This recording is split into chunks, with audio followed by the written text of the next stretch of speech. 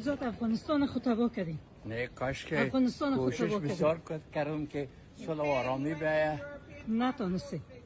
نشد که همکاری برباد نکردن کردی. از آمد ما خودم راضی نیستم که به قسمی که اوضاع آمدم و بسیار شما زحمت میفهمین من من کشیدم. حیث یک زن چقدر رنج میکشم از اوضاعی که پیش آمده. ما رنج شما میفهمین که میکشم. به میلیون ها دختر و زن افغان امروز به دست متأثر طالبان هستم اسیر است. بسیار متأثر هستم. ما خودم از تعلیم بسیار استفاده کردیم. میخوام هر افغان از شما نمیفهمیدین با آمدن طالبان اوتر یک وضعیت پیش میآید. امریکا فیصله کرد که برای کوشش می‌فهم. ما بود که بین طالبان و دیگر افغان‌ها یک تفاهم به برای که افغانستان موفق و آزاد و آباد.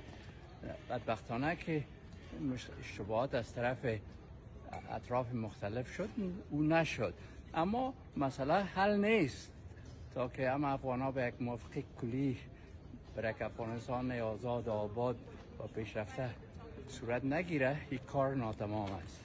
شما فکر نمیکنین که اشتباه کردین که به طالبان اعتماد کردین، به گفته ها به وعده‌ای که اونا دادن؟ مسئله اعتماد هیچ وقت نبوده. مسئله بوده که با دقایقی که وجود داشت، فیصله‌ای که صورت گرفته بود، چی شده میتونست چی شده نمیتونست. هیچ وقت مسئله اعتماد نبوده. مسئله کوشش بوده که یک تفاهم بیاید. من زیادتر افغانستان معذرت نمیخواین به خاطر آنچه که پیش آمده؟ من معذرت نمیخوایم با دو کسایی که مسئول از این کار هستن که برای خود جور نیامدن. بسیار بزرگ داشتیم در این مسئله. داشتم که یعنی اگر من کوشش خودم تا اندازه‌ای که امکان داشت نمیکردم، گپ شما بجاست، اما رول من بود تشویق کنم، کوشش کنم دنیا را قانع کنم تا اندازه امکان داشته باشه، افغان‌ها را قانع کنم. بدبختانه که کار صورت نگرفت. من راضی نیستم از قسمه گرچه بازا میگه که اگر چیزی که من کوشش داشتم اگر تفاهم صورت میگیره ممکن جنجال زیادتر میبود. دکتر عبدالله و اشرف غنی نتونستن با یک دیگه همکاری کنن، طالب و غیر طالب چطور.